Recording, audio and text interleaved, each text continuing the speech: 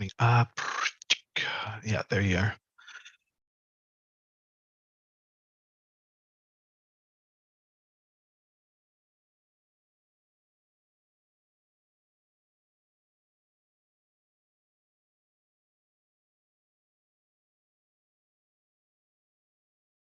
So Camden or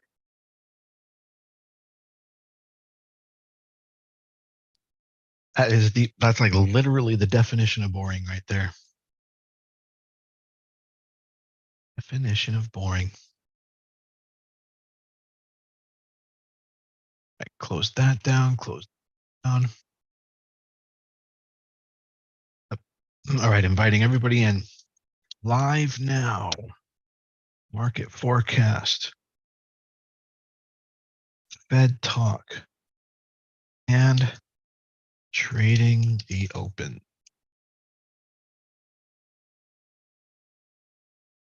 In everybody.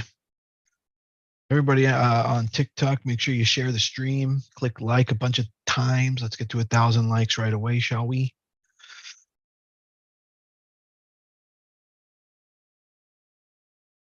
Those gamer style likes going. Thank you very much in advance.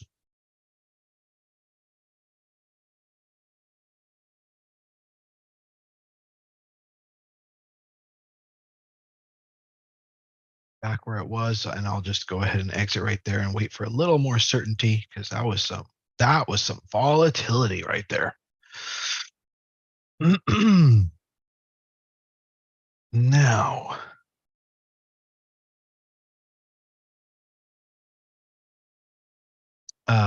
yeah, let's take a look at the momentum movers for a second.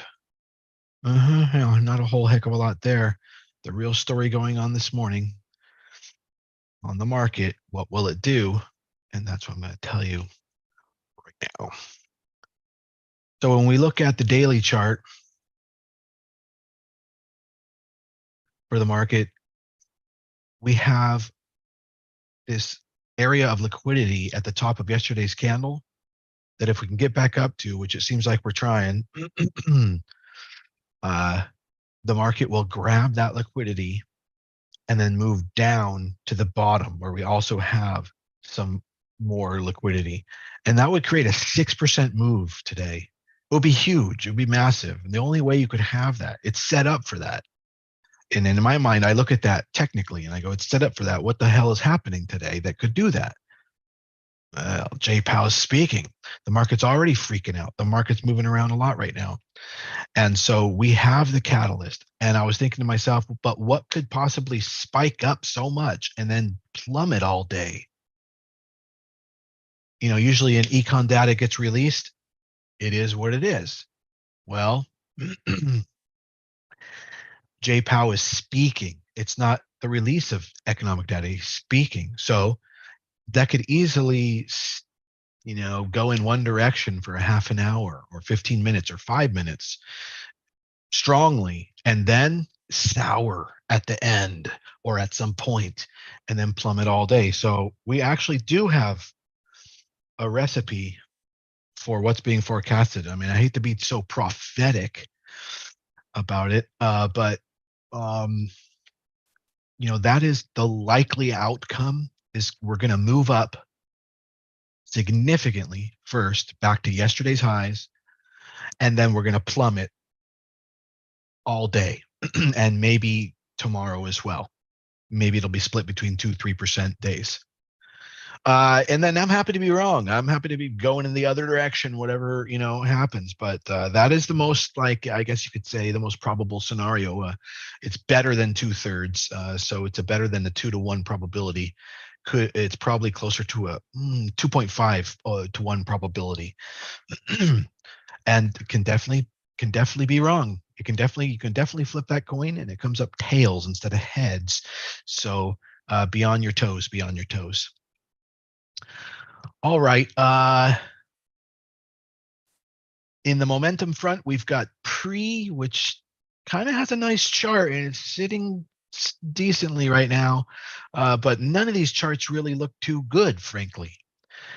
Vine, SHC, Panbella, PBLA, CDU, FRO. and pre. Pre, though, has like the smoothest setup. It actually has an indication that it's made a leg, it's made a move. It didn't just open high like everybody else and stay there. It made a move, and then it's made its pullback, and its pullback is better than a 50% retrace. And so that's the best we've got right now. I don't know if that's going to be enough, and anything else can activate, anything else can get hot. We'll keep watching. So, but keep your eye on pre. Maybe that's where we're going to get some momentum action on the stock front, on the stock momentum front. But I'm going to keep my eyes. I'm going to flip away from this now. I'm going to keep my eyes on the market. See if I can stay in control of a trade. Maybe some long right here as volatility and uncertainty is released, since this event is starting to happen. When uncertainty is released, it releases volatility, and when that means volatility goes down, and when volatility goes down, prices go up. And so that may be happening throughout the first part of the speech until it starts to get too serious.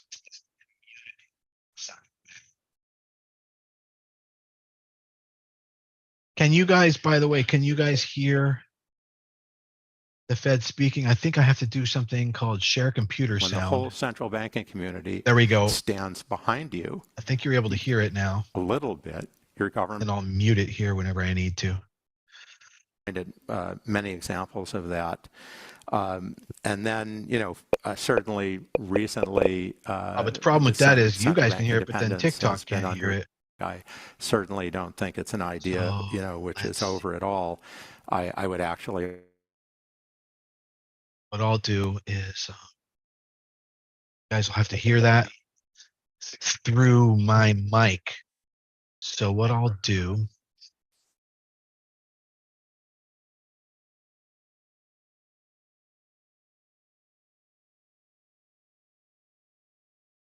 is turn it to low. There we go. You might be able to hear a little bit faintly in the background when somebody speaks. Okay. Can you hear that? Good afternoon, everyone. The guy said, did you hear it? Okay, good. Let's go. Yeah.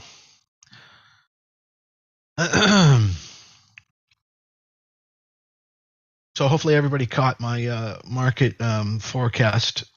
Again, we're probably looking at moving to yesterday's highs and then plummeting to the prior day's low. That was Friday, I believe. Prior day's lows, which would be just a huge 6% day. And that could be split across 2-3% days. But, Powell is the only one who can create that. Sure. And again, we'll flip over to, there we go, PBLA, guys, PBLA. Randy, if anybody who's likes to trade momentum can keep on these tickers with me. So while I'm flipping back and forth, we can keep on these opportunities. Also, FRO starting to get close to breaking pivot, but PBLA has created a momentum breakout, and anything around 13 cents is still fair game. And it looks like it's getting hard to get any dip buy out of it. Keep the market down here. See it out of the corner of our eyes. PBLA, it's 13.5 cents right now. The breakout momentum point was 13. It hit 14 instantaneously. The pivot stop would be about 12.2 cents. So about 0.8 of a penny for your risk. 0.8 of a penny for your risk, sir. I'd have a penny for your thoughts. Well, I'll give you 0.8 of a penny for your risk. Okay, I guess I'm the only one who thinks that's funny. But you can tell I have had my coffee this morning. Happy Snoopy to you. It was a deep cup. You can tell. I'm sporting the Irish accent.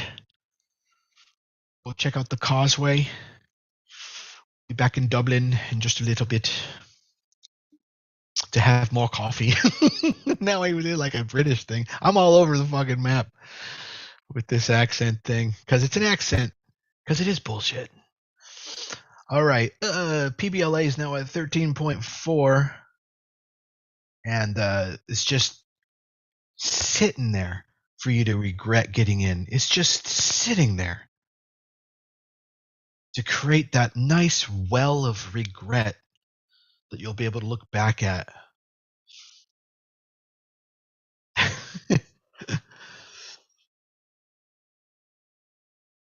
Ugh. Right, are we getting Powell yet?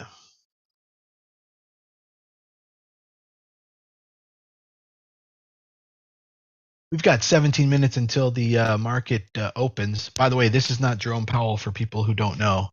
This is another old gray-haired man with glasses and a suit talking about inflation. Between then, in the 1990s, his name is Pay Jowl. No, I don't know. I mean, it just goes to show after 25 plus years in financial markets and trading,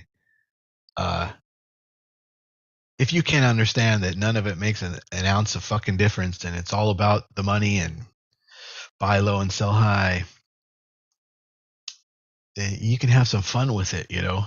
This is Pay Jowl, all right? That's what we're calling him.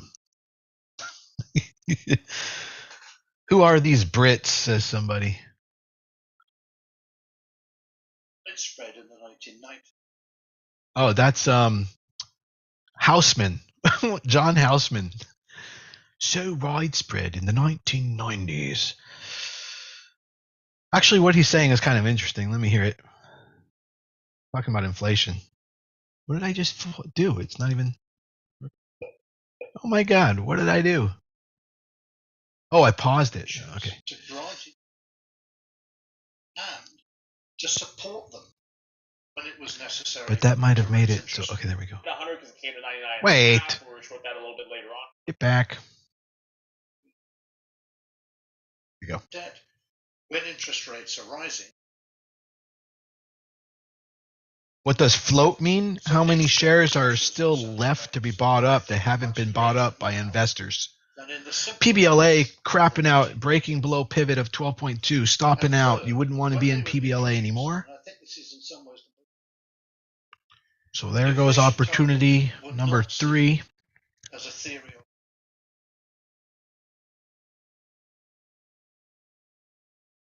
and used by central banks.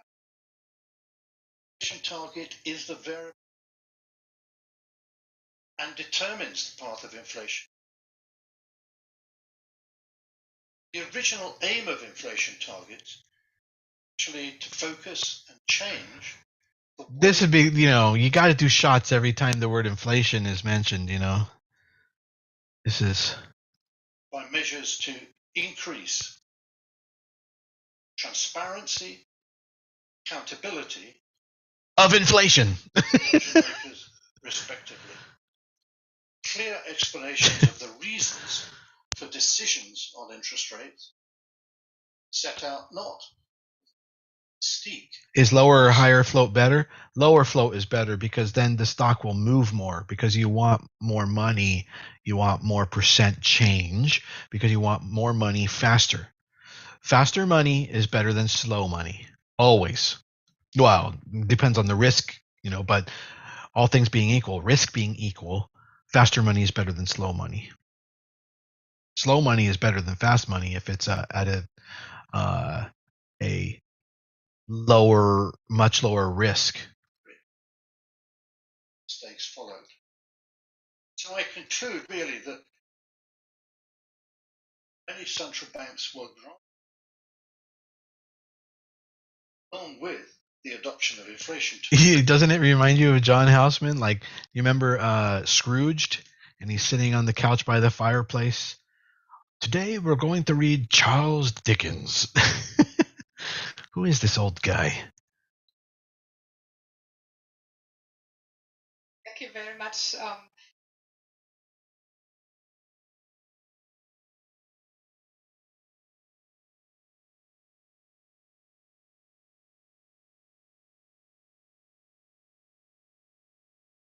Okay.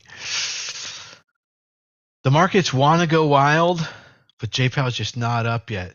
When JPOW is even announced, the market will probably jump up because of the release in uncertainty and volatility. For example, I mean, there's a 1/1000th percentage packed into this that JPOW doesn't make it to the mic. I mean, there's just so much uncertainty until things have happened.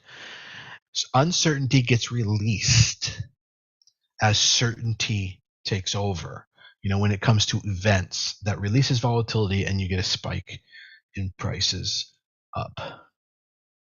We've got about 12 minutes before the market opens. Why is that guy talking so slow? Why is that guy talking so slow?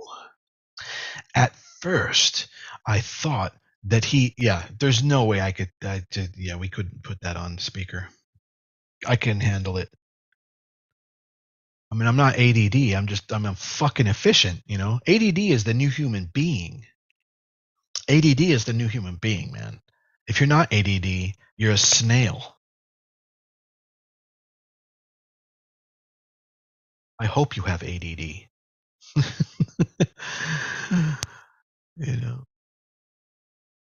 Everybody's always worried about, if their kid is, on their phone instead of talking to them, or they're in a social setting, let's say a restaurant or something with their friends, and they're on their phone instead of talking to the other people there. Well, guess what, folks? Probably on their phone, they're talking to more people than are even at that table. They're actually being more social by being on their phone than being with you fucking losers. Right? So that's just the new human being. And, you have to understand that. Evolve or go extinct. I got to get a t-shirt. Evolve or go extinct. And part of that's going to be procreate or hasta la vista, baby. In case you didn't know, you didn't study science, that's how it works. If you choose a path of not procreation, that's the end of your bloodline. You do go extinct. That's the end of a genetic tree. And maybe that's where the ends of those genetic trees go these days. A spot of tea with your inflation. Yes, please. Could you please steep a little tea? I guess the 9 a.m. Projected time slot for JPOW is late now. So, but he'll be speaking soon. Mike, what's up? You've got 200. Right on. Horned frogs? I'm not too sure of that species, but probably that's the frogs that I see around here. And I find them in my yard and stuff at certain times of year. But they're not too big. I used to live near Talaveras County in where Mark Twain or one of those guys used to write his stories, and they have huge frogs. I mean, the frogs here you could put in your hand, and by the way, they fucking piss on you. Toxic like stuff, and it makes dogs and cats convulse and die sometimes. But anyway, in Talaveras County, they have huge ones. You hold them by their legs, they can be 2 feet in length from leg to end to leg end, and they got these huge bodies, these toads. I don't know if they're frogs or toads. I'd call them a toad. Pretty damn cool. And they have an annual Talaveras County frog or toad race, which is kind of fun. But I'll tell you what, it is boring as fuck out there. It is like Amish boring level. Saying, that doesn't mean anything bad against Amish. I'm just saying that's kind of boring. It's a different lifestyle. I ain't we're not thrusting forward out there with technological progress doing the toad races. Toad sledding races, yes. Which direction do I think the market will go at the open? I don't really know that exactly, but I think up is where we're going first before we plummet down for the rest of the day and through tomorrow. That is the market forecast today. And we have 7.5 minutes before the market opens, and JPOW's not up yet.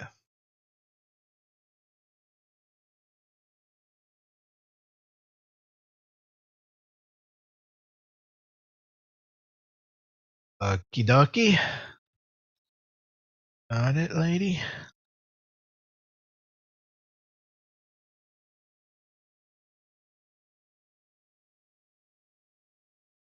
So what we're looking at is something like this. We're looking at going up here to the top up here, and then rounding around, or it could even be a violent reversal, but rounding around, and that can take time. Anything can happen, but getting up there, we're going to get up there, and then eventually that direction's going to stop working at some point. It could go further at some point, but at that it's liquidity grabbed, at that point. Then we plummet down to these lows. It's as simple as that. It's right in front of us. We go from there to there. And that can take 2 days. It can take 3 days. It can even zigzag and take 4 or 5 days. But, with JPOW speaking, it's possible we do it today. And if so, we get a 6% wide range candle, very big candle. And it will be red. Red and a topping tail, if so. Anything else can happen. Definitely open to other alternatives. Let's see what happens. But that looks to be the prognosis. Bill, a stupid question. They said, will the U.S. Fed rate hike affect other nations? 90% of the world is traded on the dollar. Of course it's going to affect other nations. It's going to affect us too. It's going to affect our imports on top of everything else. It affects the world. What we do, how we do it, affects the entire global economy. That's why we have global inflation, because of some of our administration's bad economic policies, including what they did for Ukraine, Russia. That was also bad economic policy.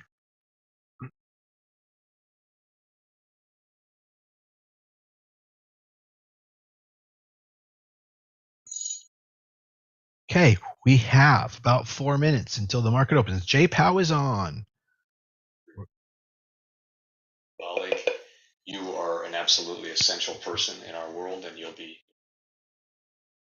I'm going to use my comments focusing on the U.S. context, and I'll address 3 main points.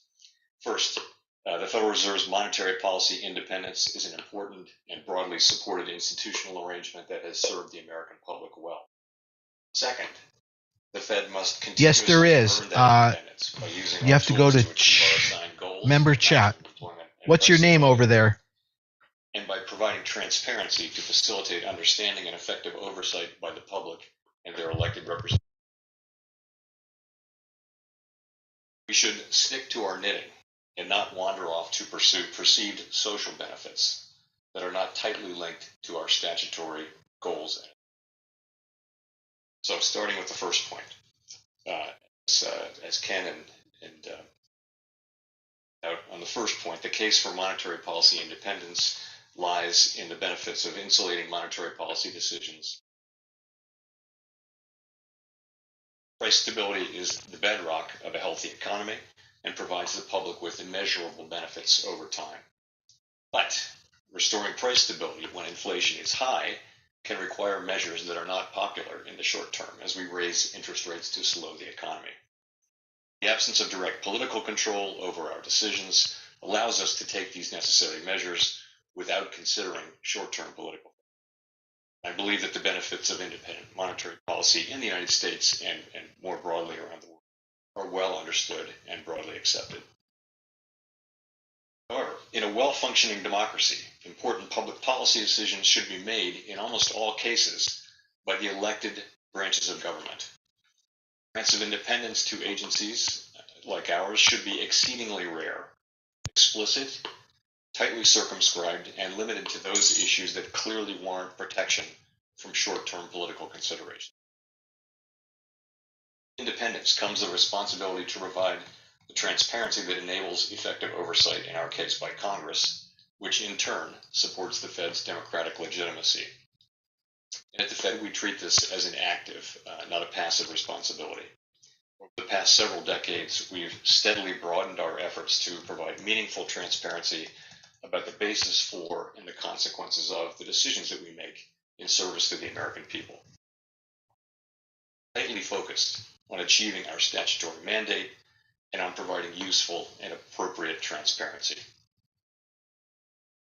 On the third point, it is essential that we stick to our statutory goals and authorities and that we resist the temptation to broaden our scope to address other important social issues today. Taking on new goals, however worthy, without a clear statutory mandate would undermine the case for our independence.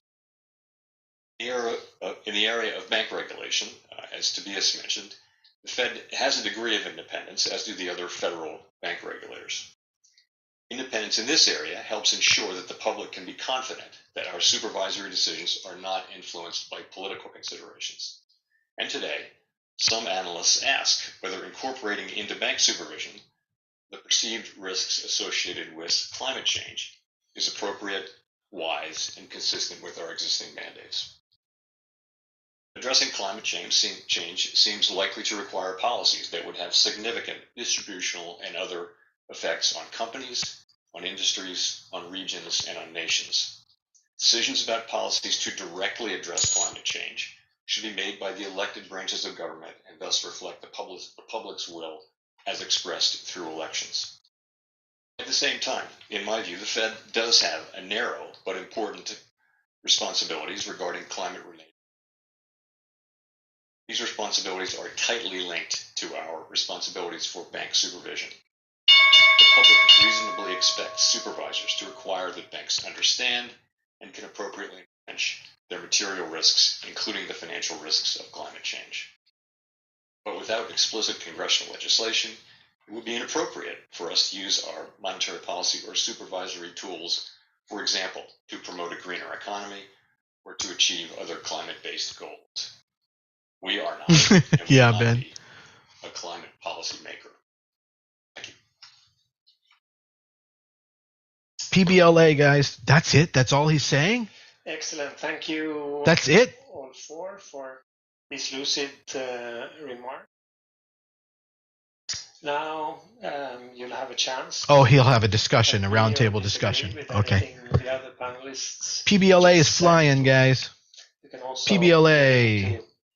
One of our questions that you didn't cover in your initial remarks, especially if you have views on desirable reforms of. It's in a pullback stasis right now. I just want to say how strongly I agree Be looking for with entry. what Jay Powell just said about mandates. Independence from politicians is a great responsibility, and it cannot be John misused Houseman by again. trying to creep which have not been explicitly delegated. Yeah, by the Ben. appropriate political. What I think about is this: that nobody would ever create a central bank. Nobody would ever create a central bank like climate change. They would create a central bank to try to ensure price stability, and they would create a central bank in order to try to maintain stability of the financial system. I think if you're going to have central bank independence, you should always remember the maxim, which I think is crucial for any agency, which is only do what only you can do. Only do what only you can do. Only do what only you can do. Only do what only you can do.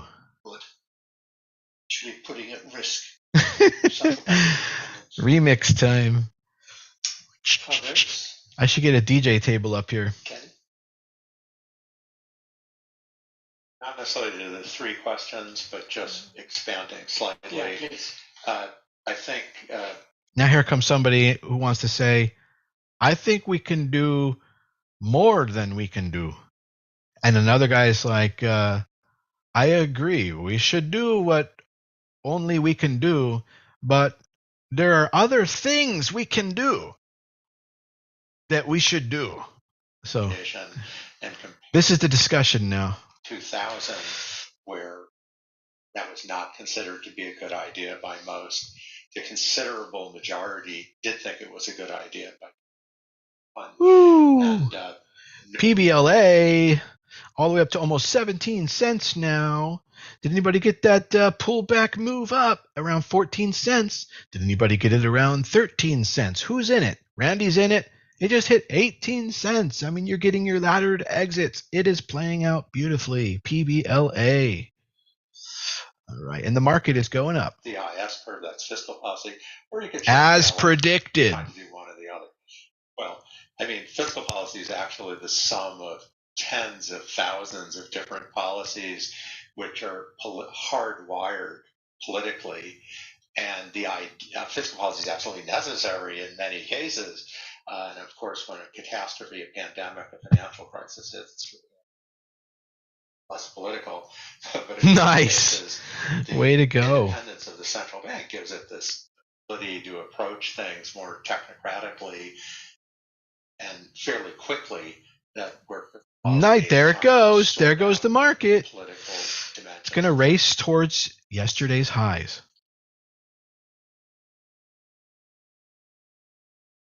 Reflection that I have when I listen to the panel here and also looking at the question like independence has evolved over time.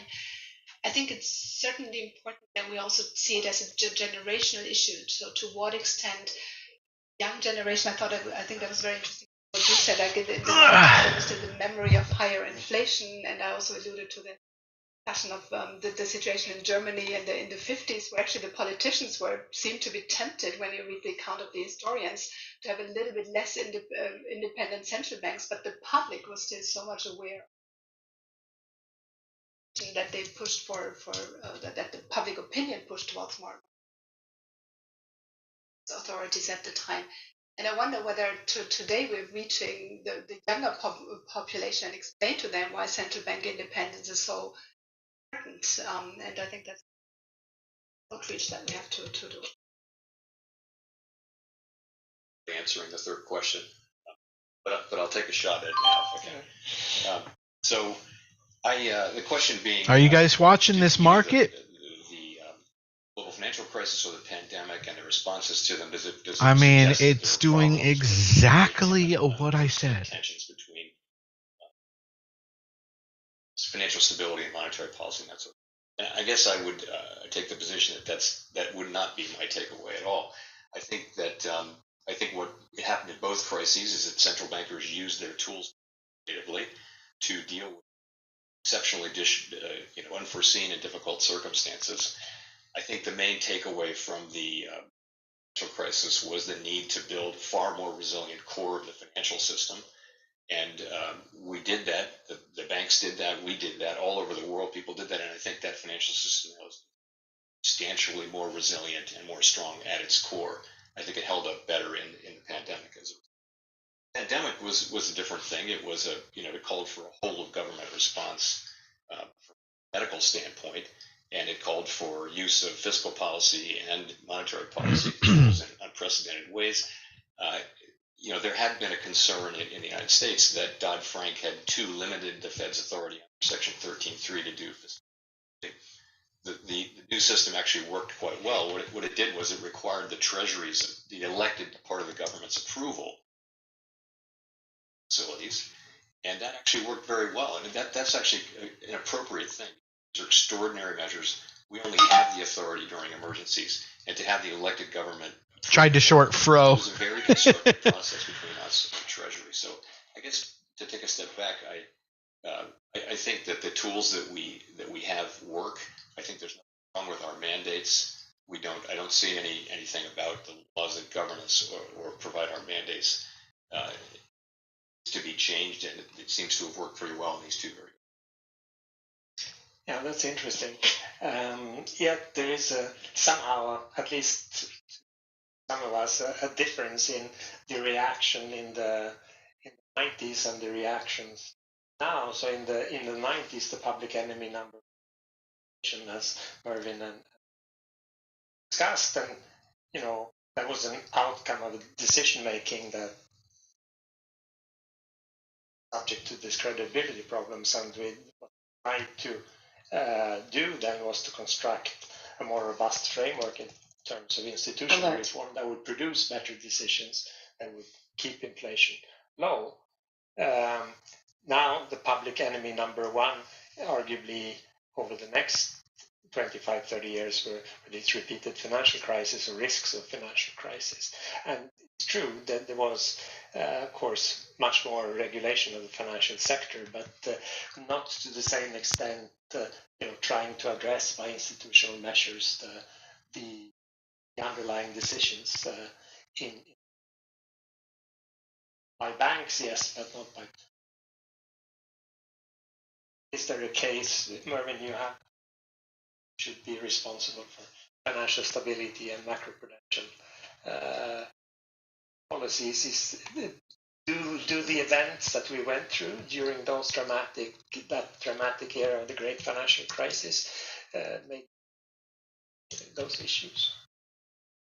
Well, I think the answer is yes, because when the bank was made independent in 1997, actually both the then governor, Eddie George, and myself. So the answer was yes. It's an interesting discussion.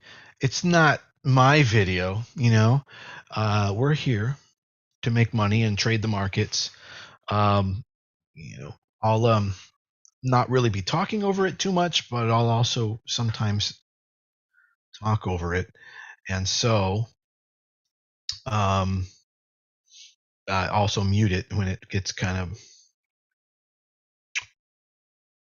unuseful.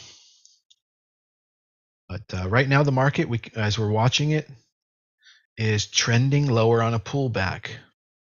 It's definitely softer. You understand? This angle of descent is about half this angle of ascent. So we're still bullish so far on this day. I sold at the top here. My trade, I went from the bottom to the top, was a good boy, and sold right at the goddamn top. Perfect. And then now it's pulling back somewhere in there. I'll get back in again long. And it might not be the exact right point, but I'll give it a shot when I see a pivot break here on the market. Meantime, make sure you keep an eye on PBLA and SHC. Those ones looks like they're moving around.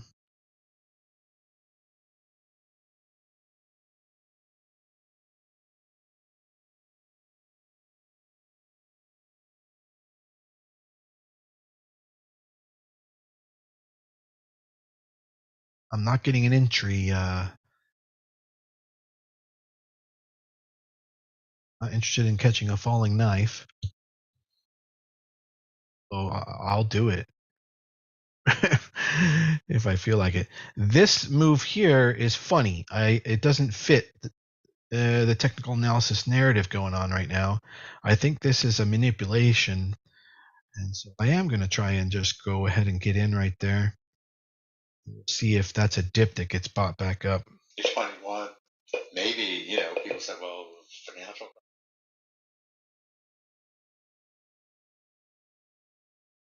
thing is stable over the full cycle. Things that are happening and doesn't. Yeah, probably, Camille. Probably.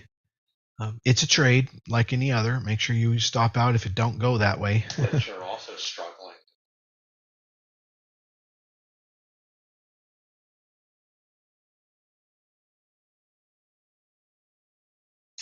All right. So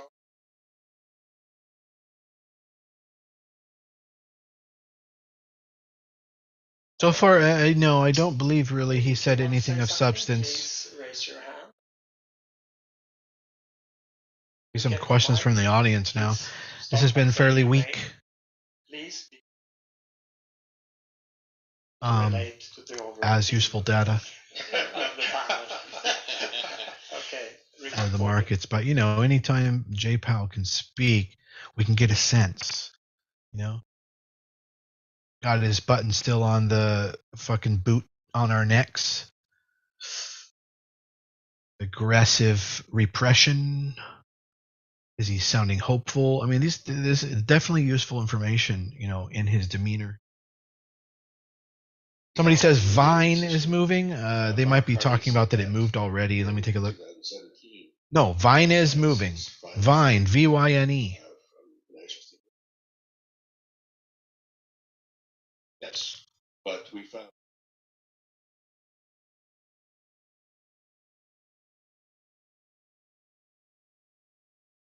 money market funds and the central banks.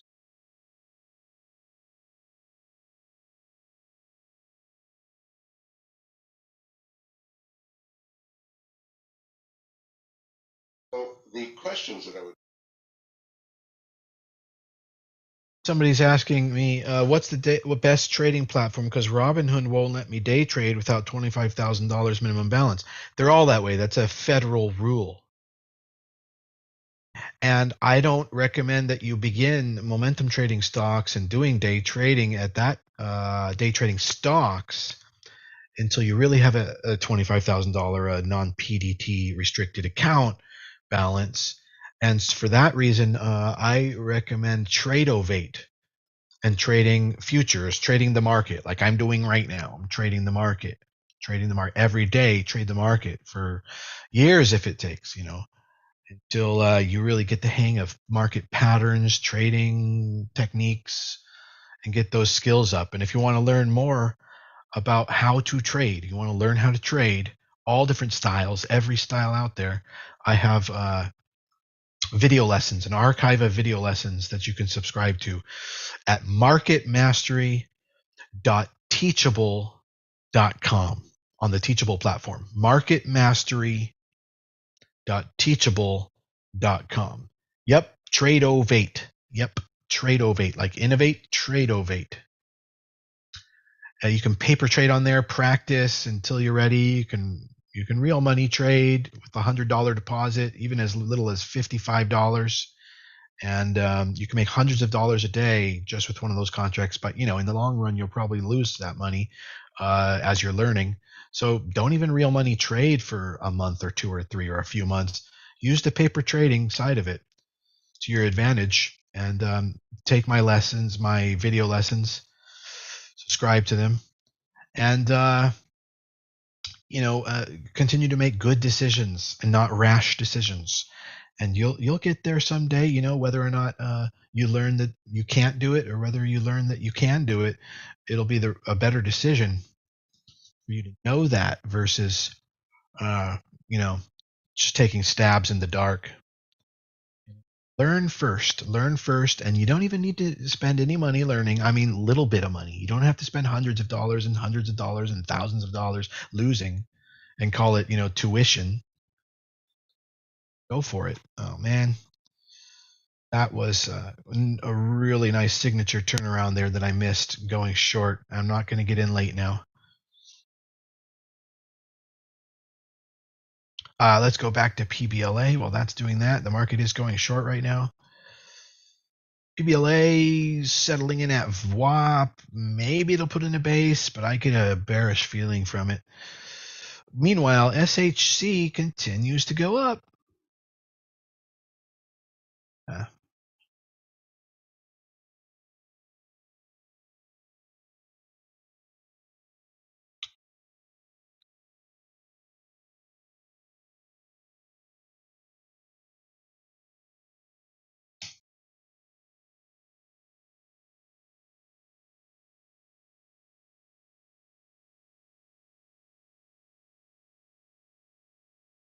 We have like all metrics pointing down now on the market. maybe London's highs is all it's going to do to grab liquidity. Maybe it grabbed liquidity. Now is the descent into hell, you know.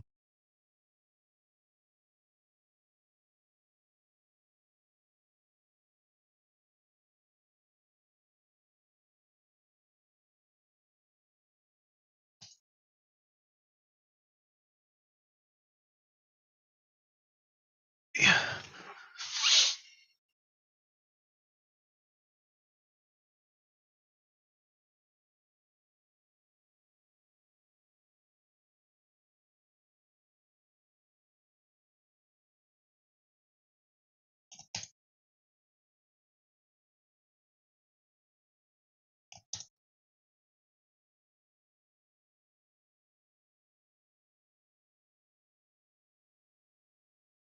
TMDI, TMDL, TMDI, 7 days in a row, up 7 days in a row. Let's see. Nice, 7 days up in a row, yeah, and cup and handle style breakout. We take a look at the fundamentals. Terrible. So this is a pump and dump, and you will get dumped on. I don't want to be here. So thank you for bringing that to my attention, but I think it's too late for us. All right, back to the momentum stocks. PBLA having a little flitter. It's likely going to be just something that helps establish a base, but that base might break down. In any event, when we pull back down to like 15 cents in that area, 15 cents, potential entry in the base to build a position on, just make sure you're out by 14.5 cents if it fails out. About half a cent of risk. SHC pulled back to 15.25 after hitting 16. And that's right around VWAP. And if it's going to keep going today, that could be a potential entry. HKD flickering a little bit. Just hit almost 17 after hanging around 13.5. HKD. Oh yeah, I do have some of that, I remember. Okay, good.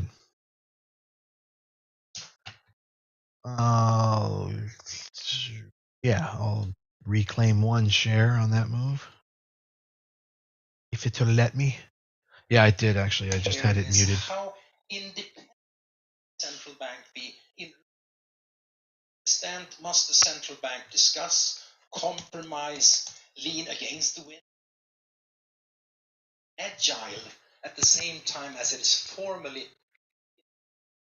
Maybe it sounds like a stupid question, but I think actually this is they actually said that. As the big issue. At his age, he should know there are no stupid questions. I'd like to hear sort of experiences from this. How independent can the central bank?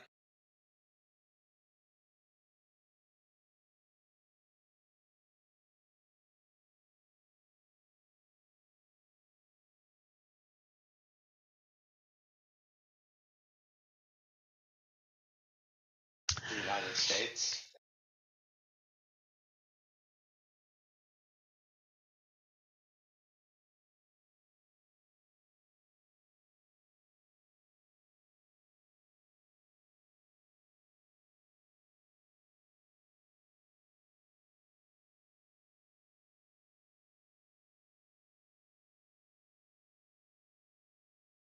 PBLA failing out. Boom. That's an exit on PBLA if you were in it.